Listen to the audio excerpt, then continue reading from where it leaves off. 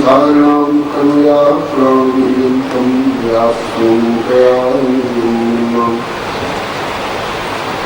प्रहलादनारद पराशरपुण्डरीक व्यासांजलि सौरभीष्मदालया रूपान्तरावशिष्टद्विषणानि पुण्यान्वान् परं भागवतां नमामि।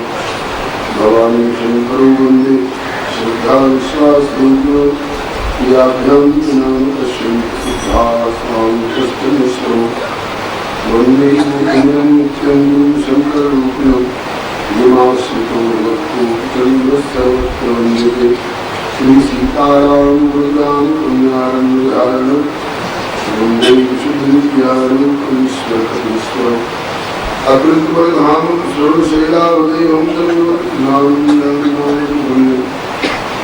सकलगुणधामं वानराणां वीक्षणरूपिणं भक्तिं वाप्यापुण्यमामि पूजन्तं राम रामेति मधुरं मधुराक्षरम् आरुह्यकल्पाशाखां वन्दे वाल्मीकिकोकिलं नारायणं नमस्कृत्य नरं चैव नरोत्तमं देवीं सरस्वतीं व्यासं ततो जयमुदीरये।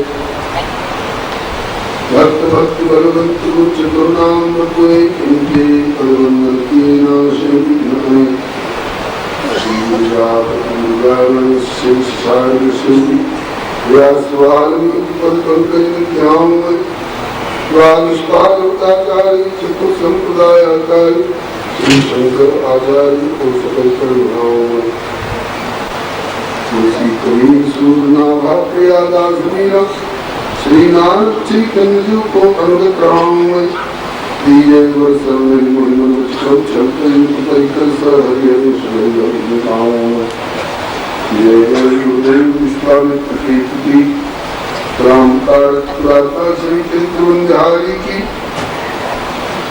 जय जय गुरुदेव भक्तमाल के स्वरूप शांतुल सर्वभाव सदा सुखारी की जय जय गुरुदेव वासुदेव शिव जमुना उत्कटादर्शन सेवा धारी की जय जय गुरुदेव फलाहारी राम लीलावती आचार्य व्यास सर्वसंधारी की बोलिए प्रेम से श्री राम भगवान की श्री अयोध्यानाथ की वृंदावन की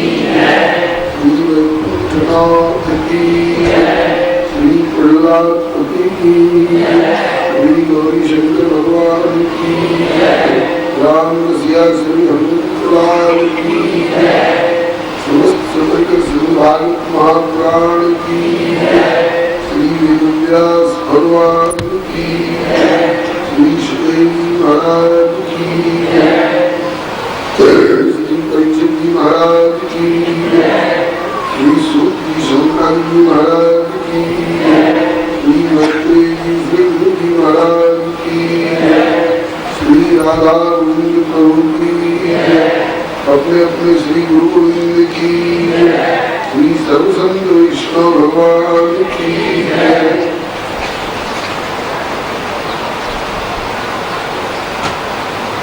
कल्पतरों फलम मुखादमितप्रवसन्नितं पिबत भागवतं रसमालयम् मोदहो रसिका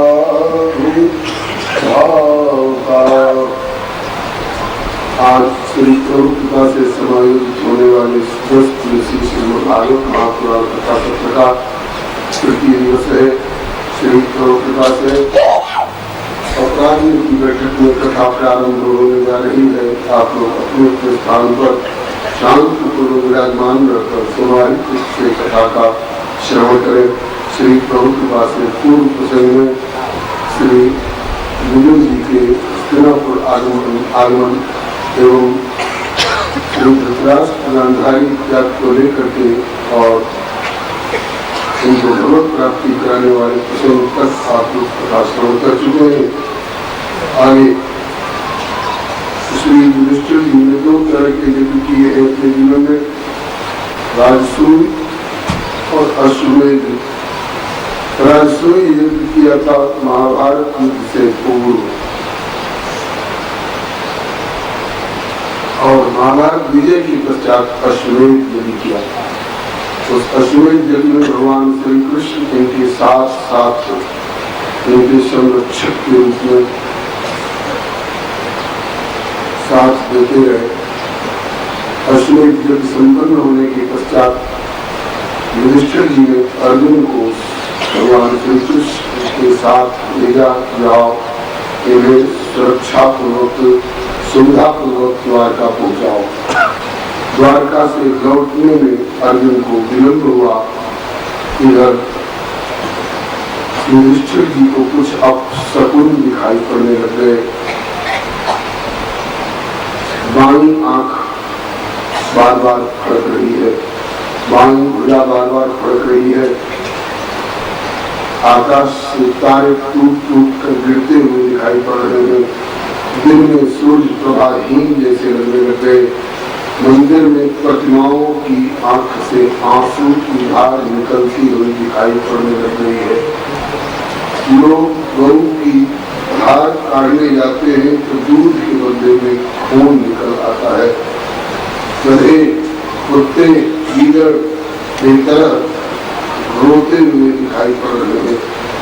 इन सारे अपशकुनों को देखकर युधिष्ठिर घबरा रहे थे। हाँ, क्या कोई बहुत बड़ा अशुभ समाचार सुनने अथवा देखने को मिलेगा क्या? अर्जुन को द्वारका गए हुए बहुत समय बीत गए, अभी तक लौटा क्यों नहीं? अर्जुन को लौटने में बहुत विलंब हो रहा है। इतने में अर्जुन ने आकर के और श्री युधिष्ठिर जी के चरणों में अवगत मुख से रोते हुए सूचना दी, वंचित महाराज हरिणा बंधुरूपिणा ये नमे परिपंथे जो देव विस्मापनम। या हम लोग भगवान श्री कृष्ण से वंचित हो गए, आज पृथ्वी वंचित हो। हम लोगों को छोड़कर, इस धाम को छोड़कर अपने धाम को चले गए। इतना सुनते ही श्री युधिष्ठिर जी को गूंगे बावरे बहरे की तरह हो गए, जैसे कुछ दिखाई सुनाई नहीं पड़ता हो।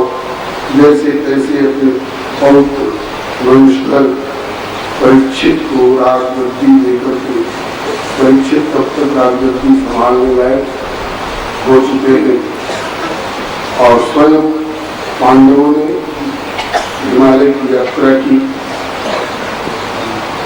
भीम, अर्जुन, नकुल से अधिक द्रौपदी, कुंती जी के लिए दो तरह की चर्चा मिलती है।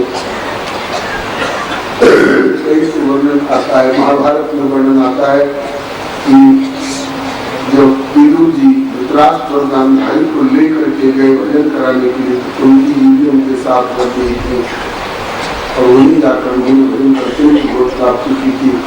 और कहीं वर्णन आता है कि कुंती जी यूं सुना कि श्याम सुंदर धरा धाम को छोड़कर अपने मुक्त धाम को चले गए, तो कुंती जी ने वही शरीर त्याग कर दिया। द्रौपदी समेत भीम, अर्जुन, नकुल और सहदेव ये लोग हिमालय में क्रम क्रम से अपना शरीर छोड़ते गए। युधिष्ठिर जी ने शरीर नहीं छोड़े, बिना शरीर छोड़े सशरीर इन्होंने अपने संयमनीपुरी में जाकर और अपना स्थान ग्रहण किया। ये धर्मराज के अवतार कहे जाते हैं। धर्मराज में यमराज, यमराज कहिए और धर्मराज कहिए, दो व्यक्ति नहीं है। एक ही पापियों के लिए भयंकर आकृति वाले यमराज से खेलते हैं और पुण्यात्माओं के लिए सौम्य स्वरूप वाले धर्मराज कहते हैं। और वही भक्तों के लिए भागवताचार्य है। यमराज जी को ही, धर्मराज जी को ही इस भूतल पर जन्म लेना पड़ा था 3 रूप में। मांडव्य ऋषि के हिसाब से कथा इस प्रकार की है। एक बार एक राजा के राज्य में राजमहल से चोरी करके कुछ चोर लोग भागे, जगाड़ हो गई, सिपाहियों ने पीछा किया। चोरों ने देखा कि अब माल लेकर भाग नहीं सकेंगे तो माल फेंको। चोरी का माल फेंका और अपने गायब हो गए। पीछा करते हुए सिपाही लोग आए तो चोर को मिले नहीं। चोरी का माल मिला कहाँ? जहाँ फेंका था उन लोगों ने। और संयोग की बात वहाँ मांडव्य ऋषि की कुटिया थी। मांडव्य ऋषि भजन में स्थित थे, उस समय समाधि में थे। जागृत स्वप्न और सुषुप्ति से ऊपर समाधि में थे, पूरी दशा में थे, बाह्य ज्ञान नहीं था। सिपाहियों ने राजा से इनाम पाने के लोभ में वाहवाही लूटने के लिए चोरों को तो पकड़ नहीं सके, मांडव्य ऋषि को ही चोर साबित किया। राजा से शिकायत की, यही चोर है, रात रात भर चोरी करता है और जब पकड़े जाने की नौबत आई तो समाधि का ढोंग कर रहा है। राजा ने भी बिना सोचे विचारे आज्ञा दे दी, इसे सूली पर चढ़ा दो। सूली पर चढ़ा दिए गए। पहले की सूली बड़ी अनोखी होती थी, नोकदार बर्छी की तरह बड़ा भारी लट्ठा गड़ा हुआ होता था, उसमें बिठा दिया जाता था उसको, जिसको सूली चढ़ाना हो, और वह सूली की नोक उसके शरीर का छेदन भेदन करती हुई मस्तक फोड़ कर निकल जाती थी, उसका प्राण हो जाता था। बड़ी दुखदायी सूली होती थी। यद्यपि मांडव्य जी को सूली पर चढ़ाया गया, लेकिन चूंकि चोर नहीं थे, पूरी दशा में प्राप्त समाधिस्थ ऋषि थे, इसलिए इनका प्राण नहीं हुआ। सूली पर चढ़ करके भी शरीर का छेदन भेदन करती हुई सूली यद्यपि मस्तक फोड़ कर बाहर चल जाई थी, तथापि वे जीवित थे। बाद में राजा को अनुमान हो गया कि सूली पर चढ़ाए जाने के बाद शरीर का इस प्रकार से छेदन भेदन होने के बावजूद ये जीवित है, इसका मतलब कि ये चोर नहीं है, कि सचमुच में ऋषि ही है। बड़ी ग्लानि हुई और सूली पर से उतरवा करके उनके चरणों में लेकर की क्षमा याचना की राजा ने। महर्षि, मैंने भूल से आपको सूली पर चढ़ा दिया, आप चोर नहीं, आपको ऋषि हो, मैं आपके चरणों में प्रणत हूँ, मेरे अपराध को क्षमा करो। मांडव्य ऋषि बोले कि राजन, तुम्हारी कोई गलती नहीं, तो मेरे प्रारब्ध में जैसा लेख विधाता ने लिखा होगा उसके अनुसार ये मुझे भोग उपस्थित हुआ है। और ब्रह्मा भी ऐसे अपने मन से जो चाहे लिख मारे, ऐसा नहीं होता है। तो यमराज के यहाँ से हर प्राणी का शुभ और अशुभ का जो खाता होता है ना, वो भेजा जाता है। उस खाते में जैसा उसका शुभ अथवा अशुभ होता है, उसके अनुसार सुख अथवा दुख इत्यादि का विधान किया जाता है, जो प्रारब्ध करवाता है। तो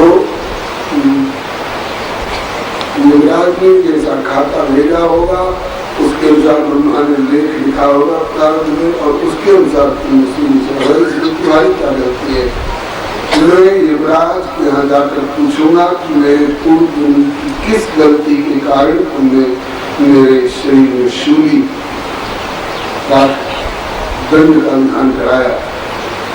मांडव्य ऋषि, वैसे पहले से इनका नाम था मांडव्य, लेकिन इनके शरीर में शूली की अनी नोक मिल गई थी, इसलिए इनके नाम के साथ अणि शब्द और जुड़ गया। लोगों ने इनको अणि मांडव्य कहना प्रारंभ कर दिया। ये आगे चलकर अणि मांडव्य के नाम से प्रख्यात हुए हैं। रोष के आवेग में भरे हुए श्री अणि मांडव्य जी यमराज जी कहाँ पहुंचे। यमराज जी के रुख को देख कर घबरा गए। फिर भी कहा, आइए महर्षि, आपका स्वागत है। आज स्वागत स्वीकार करने नहीं आया हूँ, मेरा खाता खोल के दिखाओ। मेरे पूर्व जन्म की किस गलती के कारण तुमने मुझे सूली का दंड दिलवाया था। यमराज जी ने डरते कांपते खाता खोल कर देखा तो बताया कि आपने पूर्व जन्म में बचपन में टिड्डी नाम के कीड़े की पूंछ में कांटा घुसेड़ कर धारा बांध कर उड़ाया था, वह तो वेदना के मारे, अपनी पीड़ा के मारे छटपटाया और आपने समझा कि मेरी टिड्डी, मेरा एक खिलौना बढ़िया उड़ रहा है। जैसे आपने उसकी पूंछ में कांटा फंसाया था, वही आज आपके शरीर में शूली बनकर के घुसा है। पूर्णताओ दुख सुख कर दाता, निज कृत कर्म भोग सब उठाता। ये कर्म भूमि है, कर्म प्रधान विश्व कर राखा, योजस करे सुप्रस्था का। यह सुन करके ही चुप नहीं लगा गए मांडवी ऋषि। उन्होंने प्रश्न किया, बताओ मेरी उम्र उस समय, जिस समय मैंने टिड्डी की पूंछ में कांटा घुसा था, उस समय मेरी उम्र 5 वर्ष से अथवा 10 वर्ष से कम की थी अथवा अधिक की थी। यह प्रश्न क्यों? आज मैं भी कुछ नियम कानून जानता हूँ, मुझे भी संविधान का कुछ ज्ञान है। युवराज जी ने कहा, हमारा कम थी आपकी उम्र। कहा कि फिर इसका दंड तुमने मुझको कैसे दिलाया? नियम कहता है 5 वर्ष से कम की उम्र का बच्चा अगर कुछ गलत काम करता है तो उसके लिए क्षमा है, बच्चा ठहरा। और 6वां वर्ष से लेकर के 10वां वर्ष तक अगर गलती करेगा तो भले गलती बच्चे ने की, लेकिन उसका दंड उस बच्चे को नहीं, उसके माता पिता को भुगतना होगा। क्योंकि माता पिता की जिम्मेवारी है कि बच्चे को उन्होंने गलत काम से रोका। और जब तुम बता रहे हो कि आपकी उम्र उस समय कम थी, तो इसका दंड अगर मैं 5 वर्ष से कम का था तब तो किसी को दंड होना ही नहीं चाहिए था। 6वां से 10वां तक की मेरी उम्र नहीं होगी उस समय, तो इसका दंड जिनने हमको शिक्षा नहीं दी, जिनने हमको न करने माता पिता को नहीं मिला, मैं मुझको तुमने दंड का भागी कैसे बनाया? तुम शासक हो, तुम नियम कानून के अनुसार आगे का विधान व्यवस्था करते हो, और तुम्हें जब इस गद्दी पर बैठ करके और मनमाना निर्णय लोगे तो जनता इसकी शरण में अपील करने जाएगी और न्याय मानने जाएगी। मैं तुम्हें दंड दूंगा, मैं तुम्हें शाप दूंगा। घबरा गए युवराज जी, घबराहट में बोले कि भगवान भूल हुई है, लेकिन मेरी प्रार्थना है, मैं भूल कबूल करता हूँ। मेरी प्रार्थना है कि और दंड जो चाहे दे, 3 दंड मुझे नहीं देंगे क्या? कोई एक तो मुझे राजा बनने का शाप न देना, दूसरा मुझे दासी पुत्र बनने का शाप न देना, और तीसरा मुझे चांडाल भंगी बनने का शाप न देना। रोज के आवेग में थे मांडवी जी ने कहा, जिन तीनों से तुम्हें घबराहट है, इन 3 रूपों में तुम्हें जन्म लेना पड़ेगा। क्षमा याचना करने लगे। धर्मराज, भगवान भूल हो गई, न जाने क्यों भूल हो गई, क्योंकि जानबूझ कर की नहीं है, फिर भी मैं आपसे क्षमा प्रार्थी हूँ।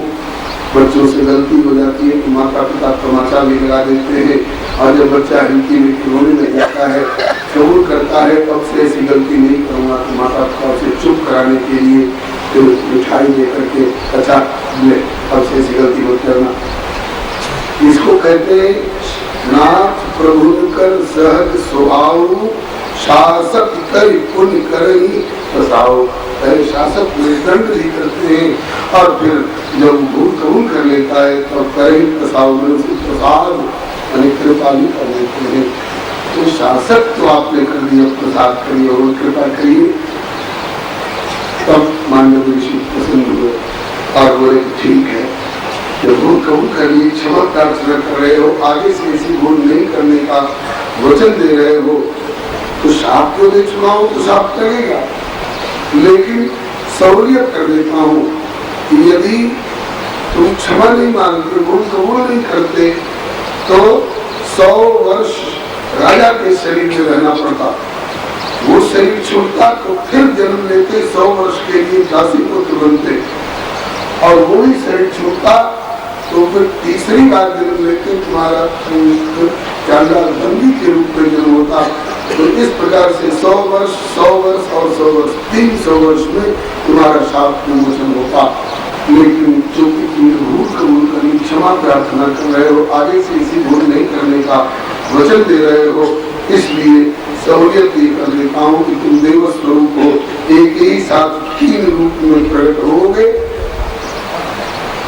एक ही साथ 3 रूप में प्रकट होगे और 100 वर्ष में ही 3 शरीर से 300 वर्ष का तुम भुगतान करोगे।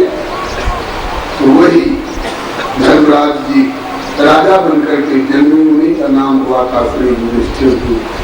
इस अवतार में भी इनको धर्मराज युधिष्ठिर करके लोगों ने संबोधन किया। और दासी पुत्र के रूप में प्रकट हुए थे, उन्हीं का नाम हुआ था श्री विदुर जी महाराज, जिनको पांडव लोग चाचा जी कहते हैं। दुर्योधन की मेवा को ठुकरा करके ठाकुर जी इन्हीं विदुर जी के यहाँ बासी साग अथवा विदुरानी का छिलका केले का ऐसा प्रमाण मिलता है ग्रहण किए। और चांडाल भंगी के रूप में जो जन्म लिए, उनका नाम हुआ स्वपच वाल्मीकि। जिनको आज का ये अंतिम समाज बहुत गौरव रखता है कि हम वाल्मीकि के वंश के हैं, लेकिन इनमें जो लोग पढ़े लिखे नहीं है, जो इतिहास से परिचित नहीं है, वो वाल्मीकि रामायण लिखने वाले वाल्मीकि जी का वंश अपने को बताते हैं। उनके नहीं, ये द्वापर के अंतिम चरण में जो स्वपच वाल्मीकि हुए, जिनके भोजन करने पर भगवान श्री कृष्ण का शंख बजा और युधिष्ठिर जी का राजसूय यज्ञ पूर्ण माना गया, बहुत ऊंचे महापुरुष हुए हैं श्री हरिनो। आज युधिष्ठिर 3 रूपों में से 2 रूप से तो शरीर छोड़े, वाल्मीकि रूप से, स्वपच वाल्मीकि रूप से और विदुर रूप से, लेकिन युधिष्ठिर रूप से इन्होंने शरीर नहीं छोड़ा। भीम, अर्जुन, नकुल, सहदेव और द्रौपदी ये तो शरीर छोड़ छोड़ करके पधारे, लेकिन युधिष्ठिर जी ने शरीर नहीं छोड़ा, बल्कि इसी शरीर से जाकर के संयमनीपुरी में और अपना धर्मराज वाला पद इन्होंने संभाल लिया। अब तक उसको संभाल रहे हैं। बोलिए श्री धर्मराज जी महाराज की जय। जब तक ये इस भूतल पर थे इन 3 रूपों में, तब तक 100 वर्ष के लिए इनका जो पद था उसको त्रिवेणों के स्वामी अरियमा जी महाराज संभाल रहे थे। ऑफिसिएटिंग धर्मराज के रूप में श्री त्रिवेणों के स्वामी अरियमा जी ने इस पद को संभाला था। अब आगे के अध्याय में श्री सूत की वर्णन करते हैं कि परीक्षित जी को जब राज्य मिला तो परीक्षित जी ने पूरे भूमंडल पर यात्रा की, दिग्विजय यात्रा। दिग्विजय का तात्पर्य इनका ये नहीं था कि हम अपने राज्य का विस्तार करें। दिग्विजय का तात्पर्य ये था कि अगर इस भूमंडल में तो कोई दुर्जन प्रजा हो चाहे राजा हो, यदि दीन दुखी सज्जन प्रजा को सता रहा हो तो उस पर दंड का विधान किया जाएगा। सारे भूमंडल के राजा तो बहुत थे उन दिनों में, लेकिन समस्त राजाओं ने स्वीकार कर लिया कि हम आपकी आज्ञा और अनुशासन में रह करके और प्रजा का पालन करेंगे, हम किसी को सताएंगे नहीं, हम किसी का अनुचित शोषण नहीं करेंगे। प्रजा को बड़ा सुख मिला परीक्षित जी के दिग्विजय यात्रा से और शासन व्यवस्था से। इसी दिग्विजय के सिलसिले में इन्होंने एक बार देखा एक व्यक्ति काला कलुका राजा के जैसा वेश धारण किए हुए और एक गाय और एक बैल को पीट रहा था। एक काला कलुका राजा के वेश में कलयुग था और 2 रूप में पृथ्वी देवी और विष्णु रूप में धर्म इनको पीट रहा था। कलयुग श्री परीक्षित जी ने जाकर के इसको डांटा, कई नीच तेरे भेष अपना राजा के जैसा बना रखा है, लेकिन काम इतना नीच कर रहा है चांडाल जैसा। ये गौ और ये वृषभ जीवों का कल्याण करते हैं और क्यों इनको सता रहा है? अभी ये मालूम नहीं कि पांडवों का वंशधर परीक्षित जीवित है, मैं अभी तुझे मारे डालता हूँ। खड़क खींची तो कलयुग जिनके चरणों में एक बार नहीं मारिए नहीं, मैं भी आपकी शरण में आ गया। तो आपकी शरण में आ गया तो शरण में आए हुए को मारूंगा तो नहीं, लेकिन तुम मेरे राज्य में रहने लायक नहीं है, तो मेरे राज्य की सीमा से बाहर हो जा। शरीर कलयुग बोला कि महाराज समस्त भूमंडल पर सप्तद्वीपवती पृथ्वी के समस्त भूभागों में आप ही के नाम की दुहाई चल रही है। आप सप्तद्वीपवती पृथ्वी के अखंड भूमंडल के एकमात्र सम्राट हैं। आपके राज्य से बाहर जगह कहाँ है जहाँ मैं जाऊं? अपने राज्य में कहीं जगह दे दीजिए, क्योंकि मैं शरण में आ गया हूँ। परीक्षित जी ने फिर भी कहा कि तू पापी है, तू धर्म विरोधी है, तू औरों को सताने वाला है, तुझको क्यों जगह दूं? यह एक विशेष प्रश्न किया है श्री भक्ति महारानी ने नारद जी से, कि जब परीक्षित जी जानते थे कि ये पापी है, दूषित विचार वाला है, तो ऐसे दुष्ट कलयुग को क्यों अपने राज्य में इन्होंने जगह दी? तो इसका उत्तर श्री सूत जी ने दिया है। एक आकारम कलिदृष्ट्वा सारवत्सारणेन सम विष्णुरातस्थापितवान कलिया नाम सुखाय च। कलयुग में दोष बहुत हैं, लेकिन एक दो गुण भी इतने बड़े बड़े हैं कि ये गुण, ये सुविधा सतयुग में नहीं, त्रेता में नहीं और द्वापर में नहीं, जो कलयुग में कलयुग वालों को प्राप्त होने वाली है। वो क्या? कलिकाल ने कहा कि भगवान आपने मेरे दोषों की ओर अवश्य देखा, लेकिन मेरे गुणों पर भी आपकी दृष्टि नहीं है। आपकी फुलवारी में गुलाब का फूल है कि नहीं? गुलाब के पौधे में कांटे हजारों होते हैं, फिर भी लोग अपनी फुलवारी में जगह देते हैं, क्योंकि उसमें जो फूल खिलता है वो फूलों का राजा कहलाता है। इसी तरह से गुलाब के पौधे की तरह उसमें दोष रूपी कांटे जरूर है बहुत से, लेकिन मेरे जो विशिष्ट गुण है उन पर आपका ध्यान जाएगा तो आप अवश्य मुझे अपने राज्य में जगह दे दोगे। परीक्षित बोले तुम्हें कुछ गुण भी है क्या? बोले हाँ। क्या गुण है? तो उसने बताया, यद फलम नास्ति तपसा न योगे न समाधिना तब फलम लभते सम्यक कलम केशव कीर्तनात्। जिस भगवान को 28,000 वर्ष तप करके हड्डी सुखा करके मनु जी ने प्राप्त किया था, उस प्रभु की प्राप्ति मुझ कलयुग में केवल भगवत नाम गुणों के कीर्तन मात्र से ही हो जाएगा। सतयुग में योग इत्यादि से, त्रेता में यज्ञ इत्यादि का ध्यान करके, द्वापर में परिचर्या विधि को अपना करके और जीवन भर निभा करके जो जल्दी प्राप्त नहीं हो पाता था, और वह सब कुछ मुझ कलिकाल की अवधि में केवल भगवत गुणगान से ही उपलब्ध हो जाएगा। इस बात की चर्चा रामचरितमानस में भी है। कलयुग समयुग आन नहीं, यो नर कर विश्वास, गाय राम गुण गण विमल, भव कर भी नहीं प्रयास। सुनु व्यालारि काल कलिमल अव गुण आगार, इनको गुण बहुत कलियुग कर, जुन प्रयास निस्तार। सतयुग त्रेता द्वापर, पूजा मख अर योग, योगति होय सो करि हरिनाम पावे लोग।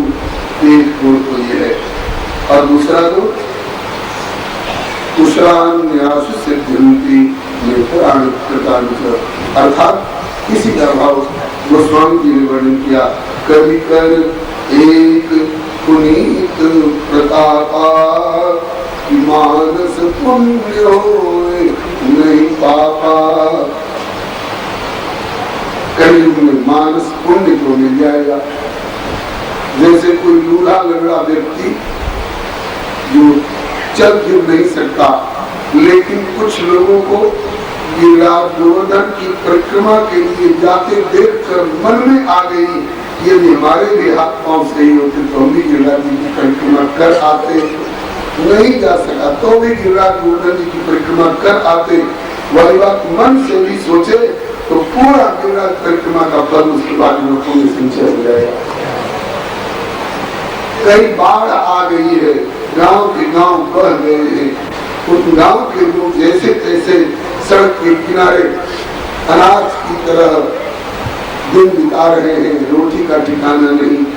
किसी गरीब के मन में आई कि अगर मुझे प्रभु ने संपत्ति दी होती तो सड़क पर खड़े बाढ़ पीड़ितों को भूखे नहीं मरने देता, मैं भर पेट को तब तक भोजन कराता जब तक कि ये अपने पांव पर खड़े होने लायक नहीं हो जाते। लेकिन गरीबी है, क्या करूं?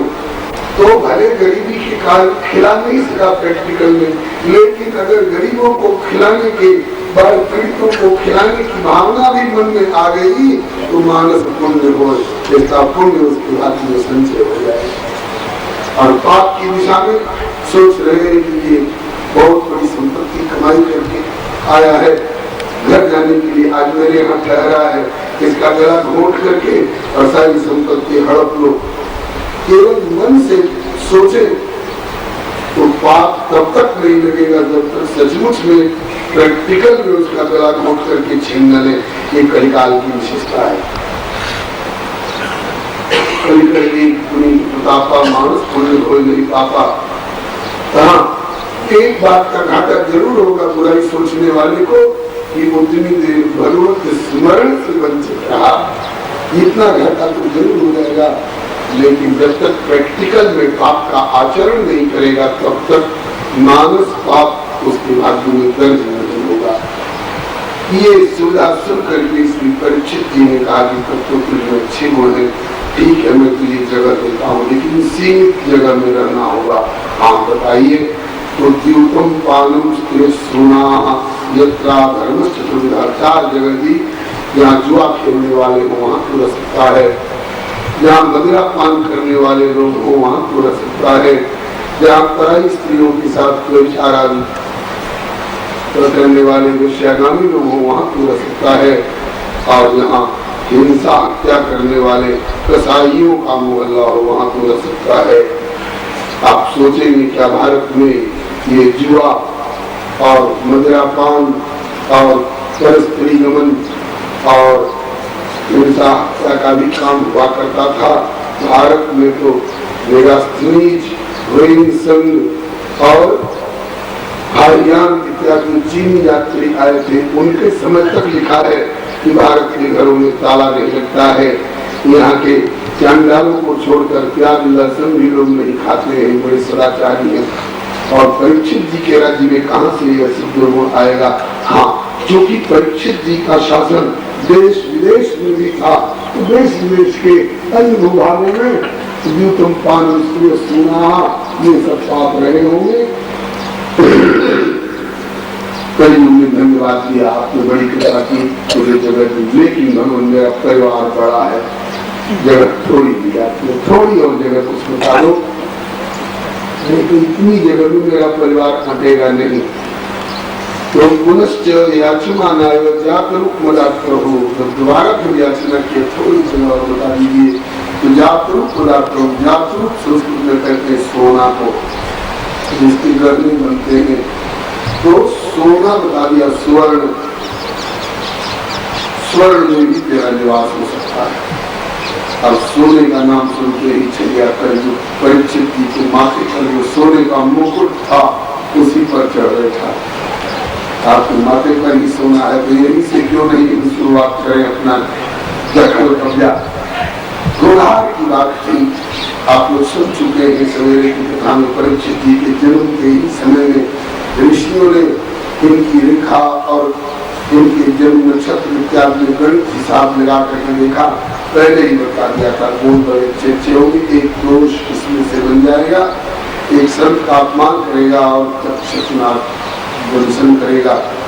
तो भाई जैसी होनहार होती है तुलसी जसवता तैसी मिले सहाय, आपन आवई आई पई अथवा काय कहाँ ले जाए। होनहार जैसी जब आवे तैसे उत्तम संजोग बनावे, होनहार आ गई। कलयुग सोना का नाम सुनते ही इनके माथे पर विराजमान सोने के मुकुट पर सवार हो गया और परिणाम में परीक्षित जी की बुद्धि में विभ्रम हो गया। भूख प्यास के मारे बड़े व्याकुल हुए, एक ऋषि की कुटिया में पहुंचे। आशा लगी कि कुछ खाने पीने को मिलेगा। अगर ऋषि जगे हुए होते तो जरूर कुछ भोजन और जल प्रस्तुत करते, लेकिन खेत की बात उनके लिए नहीं, इनके लिए। वे ऋषि समाधि में थे। उनका नाम है श्री शमीक ऋषि। शमीक ऋषि समाधि में थे। उनको पता ही नहीं चला कि कौन आया, कब आया और कब गया। अगर परीक्षित जी के माथे पर सोने के मुकुट में कलयुग सवार नहीं हो गया होता तो परीक्षित जी की मति में कुतर्क नहीं आता। सोचते कि भाई महात्मा है, भजन में लग रहे हैं, क्यों छेड़छाड़ करें, चलो और कहीं भोजन और जल की खोज करेंगे। लेकिन चूंकि सिर पर कलयुग सवार हो गया था, इसलिए उनके बुद्धि में कुतर्क आ गया। समाधि कुछ नहीं लगी है। मुझे आता देखा होगा तो समाधि का दम्भ कर रहा है, दिखावा कर रहा है, ढोंग कर रहा है, अपनी पूजा प्रतिष्ठा कराने के लिए। अभी देखता हूँ कि सच्ची समाधि है कि कच्ची समाधि है। एक मरा हुआ सर्प पड़ा था, अपने धनुष की नोक से उठाया परीक्षित ने और शमीक ऋषि के गले में लपेट करके और चलते बोले। तो समाधि में थे, उन्हें क्या पता सर्प गले में लपेटा जा रहा है कि हाथ फैलाया जा रहा है। परीक्षित चल दिए, प्रतीक्षा नहीं किए, चल दिए। इधर शमीक ऋषि ने तो कुछ नहीं कहा, क्योंकि उनको पता ही नहीं था कि सर्प लपेटा गया है। उनके पुत्र थे, श्रृंगी नाम था। एक श्रृंगी नाम रामायण में भी आता है। श्रृंगी ऋषि वशिष्ठ बुलावा, पुत्र काम शोधन करावा। वो श्रृंगी अलग, दूसरे श्रृंगी है। वो विभांडक ऋषि के पुत्र थे और त्रेता में रामावतार से पहले शादीशुदा हो चुके थे। राम जी की बहनोई लगते श्री हरेन्द्र शांताम सुकन्याम ऋषि श्रृंगवाताम। श्री दशरथ जी की कन्या शांता देवी, जिनका विवाह श्रृंगी ऋषि के साथ हुआ था, वो श्रृंगी ऋषि वो अलग है। विभांडक ऋषि के पुत्र थे, त्रेता में शादीशुदा थे। और ये श्रृंगी शमीक ऋषि के पुत्र करीब 30 वर्ष बीत गया था। उस समय अभी का बचपन था, बच्चों के साथ खेल रहे थे। खेल खेल में उन्होंने कुछ अपनी शान शौकत की बड़ाई की। तुम लोग हमारे साथ ऐसी अकड़ मकड़ की बात करते हो, अभी हमारे तेज कोच का तुम लोगों को पता नहीं है। एक बच्चे ने ताना मार दिया, चल चल, बड़ा तेजस्वी ओजस्वी बनता है। देख लिया तेरा सारा तेज कोच तेरे बाप के गले में। राजा सर्प डाल के चला गया। क्या कर लिया तूने? तेजस्वी बनने चला है। सुनते ही तेज में आ गए श्रृंगी और वही कौशिकी नदी प्रवाहित थी। कौशिकी नदी का जल लेकर के कौशिक्या वाग वज्र छोड़ दिया। वाग वज्र में वचन रूपी वज्र, वो कभी निरर्थक नहीं जाने वाला बलिहारी, अर्थात शाप दे दिया। परशुराम जी से लक्ष्मण जी ने कहा है न, को पुलिस सम वचन तुम्हारा व्यर्थ धर्म धर्मान पुकारा। तो आज ऋषि कुमार ने शमीक कुमार श्रृंगी ने शाप दे दिया। मर्यादम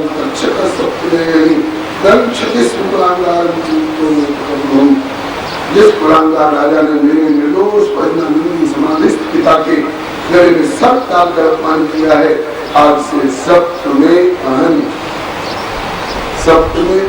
का सीधा 7वें दिन। लेकिन कुछ टीकाकार महानुभावों ने सप्त का अर्थ 7 और ने का अर्थ एकाक्षरी को उसके अनुसार 5, 7 और 5 12वें दिन का अर्थ किया है, क्योंकि कोसी से परीक्षित जी का हस्तिनापुर काफी दूर है। सर्प लपेट कर हस्तिनापुर आए, इधर शाप दिया गया, इसके बाद फिर खबर जाएगी और फिर वहां से पुत्र को राज दे करके और परीक्षित सुखताल पधारेंगे। इस बीच में भी तो थोड़ा समय व्यय होगा। 7 दिन तब से गिनती हुआ है जब से श्री सुखदेव जी का आगमन हो गया है, तब से 7 दिन बचे थे। इसके पहले की 5 दिन और सप्त के बाद में का अर्थ एकाक्षरी कोश के अनुसार श्री वंशीधराचार्य की क्या महानुभावों ने 7 और 5 12 दिन का अर्थ किया है। आपका मन जिस पर भरता हो उस अर्थ को स्वीकार कर लेंगे। श्रमिक कुमार सिंह ने आज से सप्तवें दिवस उस पुरानदार राजा को तक्षक नाक दसेगा और उसकी मृत्यु होगी, उसे कोई बचा नहीं सकता है, मेरा शाप कोई बचा नहीं सकता है। इस प्रकार से शाप देकर के तब अपने पिताजी के पास आए, देखा कि पिताजी निश्चेष्ट हैं, न हिल रहे हैं, न डोल रहे हैं, न आंखें खोल रहे हैं, न बोल रहे हैं। बच्चे को संदेह हो गया कि सर्प जिंदा रहा होगा, काट लिया होगा, मेरे पिता की मृत्यु हो गई, इसलिए पिताजी बोल नहीं रहे। बालक रुदन करने लगा जोर जोर से। उसी समय में शमीक ऋषि की समाधि खुली, देखा बालक रो रहा है, बस क्यों रो रहा है? तो पिताजी मैंने समझा कि आपकी मृत्यु हो गई, तो शायद सर्प ने काट लिया और परीक्षित आपके गले में लपेट कर गया था, जिसे मैं शाप दे चुका हूँ। ये सारी बात सुन करके हाय हाय करने लगे। मेरे क्यों देखा, सर्प निकाल कर फेंका और कहा कि क्यों परीक्षित यहाँ आए थे, उनको तुमने शाप दिया है? क्या शाप दिया है? बोले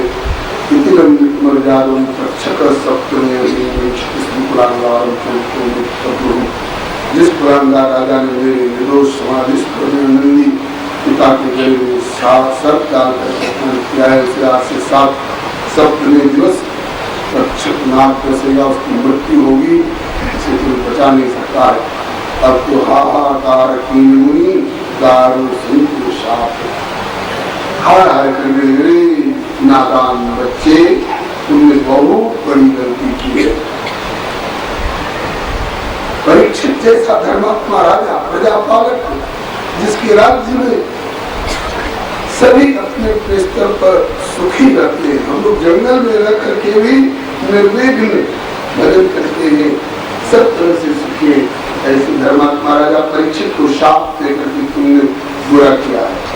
केवल परीक्षित का बुरा नहीं, बल्कि सारी प्रजा का बुरा किया है।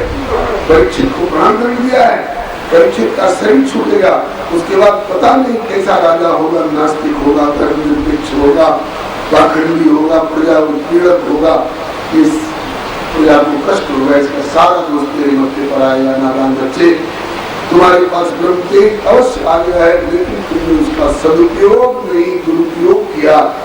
अपनी क्षमता के द्वारा तुमने किसी का भला नहीं किया, बल्कि किसी का बुरा कर दिया। संतों के पास जो कुछ होता है किसी का भला करने के लिए होता है, परोपकारा इस काम में हो गया। तुमने उपकार के बदले में अपकार किया है, श्रीमती का सर नीचा होगा। पिताजी भूल से ही सही अथवा उनके प्रारब्ध में ऐसा लेख रहा होगा जिसके कारण मेरे मुख से शाप निकल गया, जो निकल चुका हो मिथ्या नहीं हो सकता है, क्योंकि मैंने खेल में भी कभी झूठ नहीं कहा है, मैं सपने में भी कभी झूठ नहीं बोलता हूँ। तो पिताजी मेरा वचन मिथ्या नहीं होगा। और उसका उपाय क्या किया जा सकता है? शमीक जी ने बताया, नादान बच्चे, परीक्षित भी ऐसा वैसा कोई साधारण मनुष्य नहीं है, विष्णुराज कहलाता है। साक्षात भगवान ने गर्भावस्था में उसकी रक्षा की है अपने सुदर्शन चक्र से कौमोती गदा के द्वारा, और वह भी परम सिद्ध है। यदि क्षत्रियपना उसका जागृत हो और प्रतिशोध की भावना आवे, जैसे वशिष्ठ ने निमि राजा को शाप दिया, तो निमि राजा ने वशिष्ठ जी को भी शाप दिया। इस तरह से अगर चाहे तो परीक्षित तुमसे बदला लेने के लिए कुछ शाप देकर तुम्हें भी नष्ट कर सकता है, लेकिन मुझे विश्वास है कि परीक्षित बदला लेना नहीं चाहेगा, क्योंकि परीक्षित केवल क्षत्रिय नहीं है, क्षत्रिय होने के साथ साथ भगवत भक्त है। भगवत भक्त बदला लेना क्यों चाहेगा? और वह भी एक संत से, एक ऋषि कुमार से नहीं बदला नहीं लेगा। परीक्षित परम संत है। बालक श्रीमी ने कहा, पिताजी को क्या किया जा सकता है? अब जो हो सकता हो बताइए। तो कहा कि शाप दे चुके हो, क्या होगा नहीं, अच्छे खाएगा काटेगा, लेकिन इतनी सुविधा हो सकती है कि अभी बेचारे परीक्षित को पता भी नहीं है कि मुझे शाप लगा है, मुझे शाप दिया गया है। तो जितनी भी अवधि उसके जीवन की शेष है, उसके भीतर जल्दी से जल्दी उसे सूचना तो मिल जाए, ताकि जितनी जीवन की अवधि रह गई है इस बीच में अपने परम कल्याण के लिए जो कुछ साधन करना हो कर ले। ऐसा सोच करके श्री शमी ऋषि ने अपने शिष्यों को भेजा, जाओ परीक्षित को सूचित करो कि आज से सप्तवें दिवस आपको तक्षक नाग दसेगा, ऐसा ऋषि कुमार ने शाप किया है। इस 7 दिन के भीतर जो कुछ आपको करना होता कर लीजिए। ऋषि कुमार लोग चले परीक्षित जी को सूचित करने के लिए। उधर परीक्षित जी ने अपने घर जाकर मुकुट उतारा माथे पर से, मुकुट पगड़ी टोपी 24 घंटा माथे पर नहीं रहा करती है, खाते सोते समय उतारा जाता है। जब परीक्षित के मुकुट उतारा तो सोने के मुकुट के साथ साथ उस पर सवार कलयुग भी होता गया। कलयुग के उतरते ही परीक्षित की बुद्धि ठिकाने आई, हाय हाय करने लगे, आज मेरी बुद्धि कैसी मारी गई। एक संत का मैंने अपमान क्यों किया? मैंने किसी पूर्वज ने आज तक संत का अपमान नहीं किया। मैं धर्मात्मा पांडवों के वंश में जन्म लेकर के और आज ऐसा जन्म लेती। मेरे इस भाव को, मेरी इस क्रिया को धिक्कार है। सज्जनों से तो गलती होती नहीं, कदाचित काल स्वभाव कर्म मर्यादा भले प्रकृति बस चुके भलाई, कभी कभी काल स्वभाव कर्म और प्रकृति प्रेरित चूक हो जाए तो सो सुधार है जन्म में ही, दर्द दोष दुर्जस्ते ही अपनी भूल कबूल कर दो और अब से ऐसी भूल नहीं करूंगा, ऐसा वादा करते हैं। और जो भूल हो चुकी है उसका प्रायश्चित करते हैं। कैसे? कांटा गड़ जाए तो क्या करना चाहिए? छोड़ देना चाहिए कि छोटा सा कांटा है, क्या मिलता है? बिस्तर पर एक चिंगारी गिर जाए तो क्या छोड़ देना चाहिए? ये छोटी सी चिंगारी है, क्या मिलता है? नहीं। कितना भी छोटा कांटा हो, गड़ जाए तो उसको कुरेद कर निकालो, सुई से कुरेद कर निकालते समय थोड़ा कष्ट जरूर होगा, लेकिन आगे के लिए शरीर सुरक्षित हो जाएगा। लापरवाही करोगे, छोटा सा कांटा है, छोड़ो, क्या मिलता है? वहाँ घाव हो जाएगा, सड़ जाएगा और सेप्टिक हो जाएगा, सारे शरीर को ले बैठेगा। चिंगारी को छोटी मत समझो, इतनी छोटी चिंगारी क्या मिलता है, छोड़ो। नहीं, वो चिंगारी सुलगते सारे बिस्तर और सारे घर को जला डालेगी। इसलिए कांटे को, चिंगारी को छोटा नहीं समझो, कांटे को तुरंत निकालो, चिंगारी को मसल दो, उस समय भले तुम्हारा हाथ जले, ताकि आगे के लिए बिस्तर घर मकान सुरक्षित हो जाए। इसी तरह पाप को छोटा मत समझो, ये छोटी सी गलती हो गई, इससे क्या मिलता है? नहीं, सावधानी बरतो। छोटा सा पाप बहुत बड़ा भयंकर रूप ले सकता है, तुरंत उसका प्रायश्चित करो, दंड खोलो। ठीक प्रजा से गलती हुई तो राजा दंड देकर के शुद्ध कर देगा। खुद राजा से गलती हुई, राजा के ऊपर कौन है? राजा को दंड कौन देगा? निर्णय लिया, दुनिया ऊपर राज है, किंतु राजा ऊपर संत, और संतन के आधार प्रभु अनंत भगवंत। किसी संत के बाहर कोई दंड मिल जाता तो मेरी शुद्धि हो जाती। आगे के लिए सूद दर सूद के लिए पाप का कोई हिसाब नहीं रहता, मेरी शुद्धि हो जाती। ऐसा सोच ही रहे थे, तब तक शमी ऋषि के भेजे हुए शिष्य कहकर पहुंच गए राजा ने उनका स्वागत किया। ऋषि कुमारों ने पूछा, राजा आज आपसे कुछ भूल हुई है? लोग परीक्षित, भूल ही नहीं भगवान, भयंकर अपराध हुआ है, जघन्य अपराध हुआ है, अभी संत काम कर बैठा, आगे के लिए क्या सोच रहे हो राजन? क्या सोच रहा हूँ, मुझे दंड मिल जाता तो प्रायश्चित हो जाता, मेरी शुद्धि हो जाती। ऋषि कुमारों ने कहा कि आपको दंड मिल चुका है राजन। अच्छा, मुझे दंड मिल चुका है, किसने दिया? जिनके गले में आपने सर्प डाला, वो तो परिपक्व विचार वाले स्थित प्रज्ञ महापुरुष हैं, उन्होंने कुछ नहीं कहा। उनके पुत्र बाल बुद्धि, अपरिपक्व बुद्धि के कारण रोष में आकर शाप दे दिए, आज से सप्तमी दिवस आपको तक्षक नाथ दसेगा, आपकी मृत्यु होगी। बहुत प्रसन्न हुए परीक्षित, बहुत प्रसन्न हुआ, अच्छा हुआ, इसी जन्म में ये पाप का प्रायश्चित हो गया, आगे के लिए कोई हिसाब बाकी नहीं रहेगा, मेरी शुद्धि हो जाएगी। अब इस 7 दिन शेष रह गए, इस बीच में हम क्या राज्य संचालन करेंगे और क्या और उपाय करेंगे? अब तो झट अपने बड़े पुत्र जन्मेजय को राजगद्दी देकर के और गंगा किनारे आ गए। गंगा किनारे क्यों आए? इसलिए ये वही गंगा मैया है जो भगवान नारायण के चरण से निकली है, ये वही गंगा मैया है